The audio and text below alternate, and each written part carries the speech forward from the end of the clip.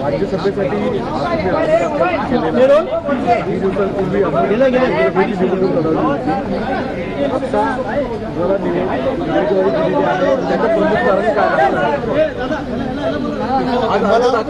अर्ज दाखल केला, अन्य कुठल्याही उमेदवारांना या ठिकाणी अर्ज दाखल केला नाहीये. बिनविरोध निवडणूक होईल आणि तुमचा विक्ट्री साईन दाखवलं. 18 तारखेपर्यंत मुदत आहे.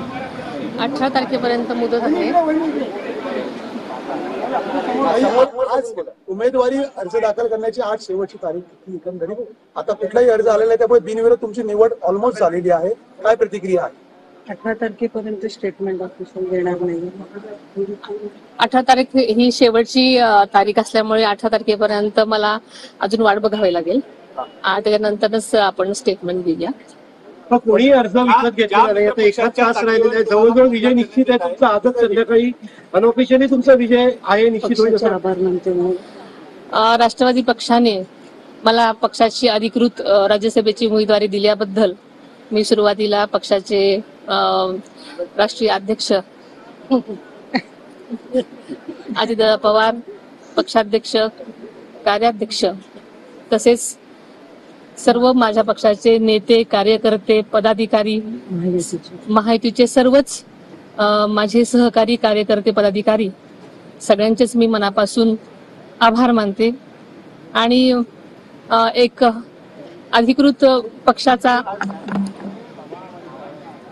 आदर्श लोकप्रतिनिधी म्हणून जो विश्वास माझ्यावर पक्षाने आणि सर्वच कार्यकर्त्यांनी दाखवलेला आहे त्यासाठी मी नक्कीच दिलेल्या संधीचं सोनं करण्याचा प्रयत्न करेन.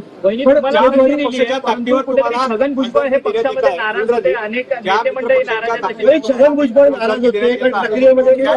तुमच्या सोबत सहकार्य दिसत नाही. याचा अर्थ हे मानायचा की मित्र पक्ष तुमच्याशी नाराज आहे. सगळ्यांनी अशी नाराजी तशी कुठे दिसली नाही, कारण सगळ्यांनी एकत्र मीटिंग घेऊनच हा निर्णय घेण्यात आलेला आहे. असं म्हटलं जातं. अनेक नेते मंडळांचं नाव या संपूर्ण जागेसाठी चर्चेत होतं, परंतु पक्ष कुठेतरी एका परिवारापुरता सीमित झालाय का असा प्रश्न जो आहे तो या गोष्टीने निर्माण झाला.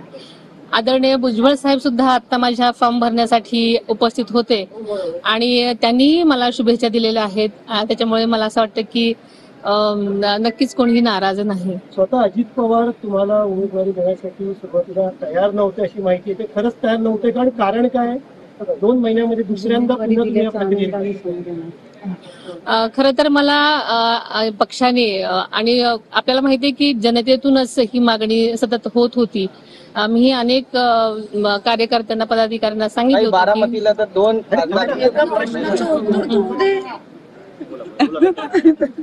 अशा प्रकारचा आग्रह धरू नये म्हणून मीही अनेक कार्यकर्त्यांना विनंती केली होती. पण जनतेतूनच आपल्याला माहिती आहे की पहिली लोकसभेची उमेदवारी सुद्धा जनतेतूनच मागणी करण्यात आलेली होती आणि या उमेदवारीसाठी सुद्धा जनतेतूनच खूप मोठ्या प्रमाणात मागणी करण्यात आलेली होती. Thank you so much. Parth Pawar या तुमच्या उमेदवारी अर्ज भरताना नव्हते. त्यांचीही आग्रह होता त्यांनाही उमेदवारी मिळावी अशी कार्यकर्त्यांची मागणी होती. नाराज आहेत का? तुमचं काही बोलणं झालंय? त्यांनी स्वतःच सांगितलं की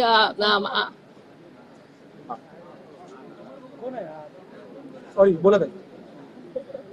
पार्थ पवारांनी स्वतःच सांगितलेलं होतं की सगळ्यांच्या कार्यकर्त्यांच्या मागणीनुसार तुम्हीच राज्यसभेसाठी अधिकृत उमेदवार असलं पाहिजे आणि त्यांनी पुढाकार घेऊनच त्यांनी त्यांचा पण कार्यकर्त्याबरोबर हा आग्रह होता की मी उमेदवारी घ्यावी आणि त्याच्यामुळे ही सगळ्याच पक्षाच्या सगळ्याच्याच संमतीनं ही उमेदवारी जाहीर करण्यात आलेली आहे.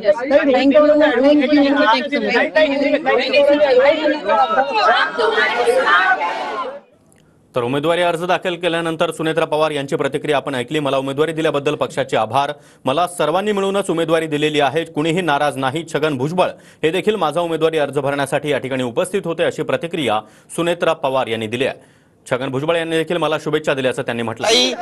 राज्यसभेची तुमची वर्णी लागलेली आहे, कसं वाटतं?